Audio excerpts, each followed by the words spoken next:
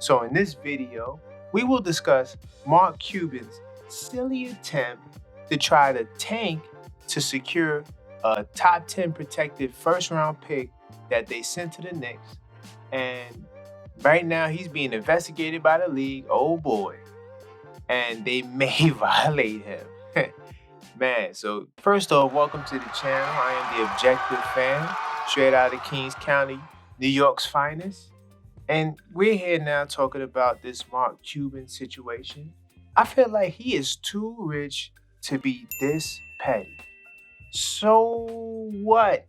You may not have had the fortune that you feel you should have had recently, in recent years. And I think that his actions are definitely questionable. But he was one of my favorite guys because what he did for Delonte West, like he definitely seems like a person that is compassionate, and even with Shark Tank giving entrepreneurs an opportunity to make their ideas and dreams come to life. So in 21-22, they were 52 and 30, fourth in the West. They went from fourth in the West to 11th in the West with a dismal 38 and 43 record. See, this is the definition of character. When you're not having the success you normally get, how do you act in those moments? That's how I believe you should, characterize a person or critique a person based off that. And like I said, I like the guy, but I just don't like what he's been doing. I do want to pull up Yahoo article. We're in research mode. This is what we do on this channel. Mavericks under NBA investigation for handling of game with Knicks draft implications. So the Knicks are going to the playoffs and the Mavericks are not, after they lost to the Bulls on Friday. Dallas loss does affect the Knicks in regards to their upcoming draft. The Knicks own the Mavs' first round pick in the upcoming draft thanks to the KP trade. Ha ha! Got him.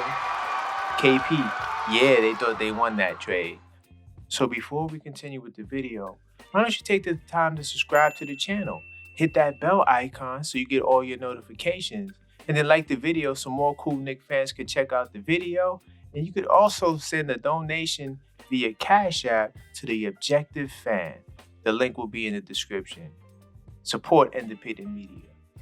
But let's get back to the content. So if Dallas ends the season with the 10th worst record, which they did, because this article is a day old, the Knicks won't have it, which is a method the Mavs organization used prior to their loss, raising some questions from the NBA. Hey, man, first off, that's crazy.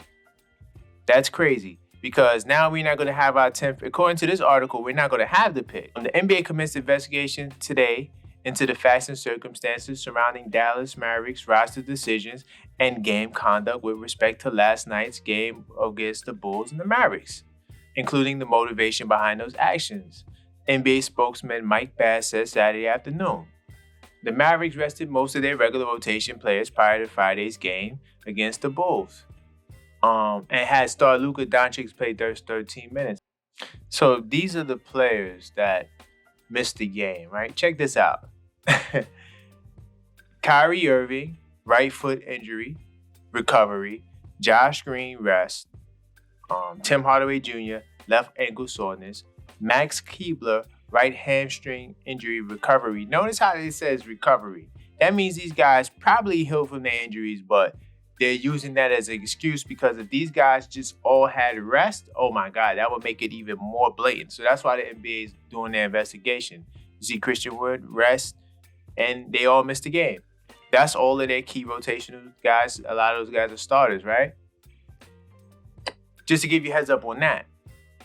Now, and then Luka only played 13 minutes. Now check this out. I thought that this was hilarious, right? Mavs coach Jason Kidd called the move an organizational decision. The team has also announced that Doncic and the rest of the regulars will also sit out of the game. Wow. Which was against the Spurs. So this was the Spurs. They got crushed. 138 to 117. None of those guys played. So my thing is this. I don't think that is fair that other teams like us, we lost our second round pick for tampering. I don't think it's fair that the Mavs can possibly get out of this scot-free because of the little wrinkles I told you about. They got guys that are recovering from injuries, so that can be utilized as an excuse not to play guys. But the NBA has to do something about this, because I've also done research that, listen, there is no rules against tanking. Only thing we have right now is the system, the NBA lottery system. I do believe that Mark Cuban is petty because of Jalen Brunson. He signed with us, and I feel like this is part of the get back, even though Mark Cuban's not going to say that, but this is the objective Knicks fan. I'm in research mode. I got my facts and my articles to back what I'm saying, but I believe that Mark Cuban, thought that he had the power play, the power moves, and it just backfired. And we have his pick, which was a lottery protected pick, because the Mavericks, let's keep it real, the Mavericks were supposed to they could have easily beat the Spurs and the Bulls if they would have played all of their guys, right? But they sabotaged their season because they just weren't winning enough. And to be honest, to make a play-in series or games, that's not really doing much, especially when they were at the 4th seed last year. So I get it. But here's the thing. Here's why I'm going to destroy that, Jalen Brunson argument. First off, Jalen Brunson would have signed with the Mavericks for $55 million. But you know what? Before I get to that, I want to touch on this parent comment, right? Because this is what Mark Cuban does, or he did. He made it seem as though Jalen Brunson's father got involved, right? And the former Dallas guard now plays for the Knicks, spent 4 seasons with them, right? After his breakout year, he averaged a career high 16 a game, right? So instead of Dallas signing Brunson to a long-term decision that was reportedly discussed on multiple occasions, the Knicks signed the crafty guard to look at what the Mavericks did a year prior. So check this out. This is what I'm talking about when I say that the Mavericks, they are, definitely trending downward after a peak year last year. In an interview with Bleacher Report's Chris Hines, Brunson revealed that he wanted to stay for the long haul with the Mavericks. Check this out. Who reportedly could have signed him for half of what he got from the Knicks. Did you just hear what I just said? Prior to the 21-22 season, he was eligible for a 4-year, $55 million extension. It was an offer Brunson's camp would have accepted if the Mavericks made it, sources tell Bleacher Report. So, Mark Cuban, you had other plans, or you just wanted to get him for cheaper, man. I don't know what you wanted for Brunson, but looking at him now, a $55 million price tag, that was well worth the deal. Because now, and we're going to get into the Kyrie trade. Listen, based on what I just said just far, and I'm going to continue cooking, do you honestly believe that part of the penalty that the Mavericks receive, if they receive a penalty at all, should be that the Knicks should keep the pick? I think that would be fair, because if this team voluntarily picks it, and we know Silver, even though there's no regulations against it, we know that he doesn't like it, and he tried to create measures, and he's fined Mark Cuban before. He was fined $600K previously for making a comment where the NBA didn't find him guilty for tanking, but they fined him for his statement, and I thought that was interesting. Like I mentioned earlier, Brunson was a key part of their success. If you look at the Mavericks team from 21-22, they were 52-30. Now, if you look this year, their record is 38-43, and they're 11th in the West. That's a huge drop, man. And Jalen Brunson was the key to that.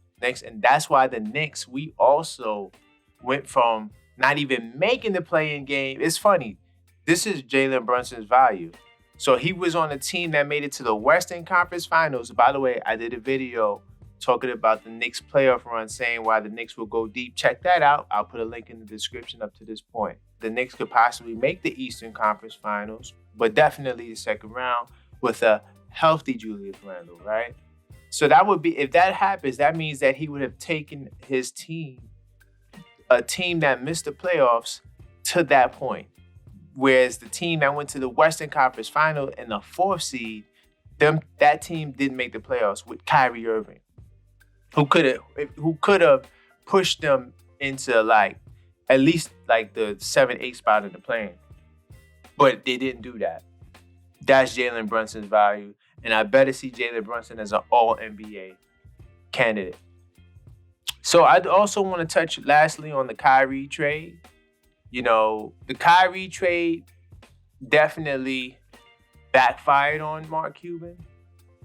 He did the trade to save face because they were struggling when they got Kyrie. I don't know the exact record, but they were around 500. And you know the crazy part about it? They probably will lose Kyrie.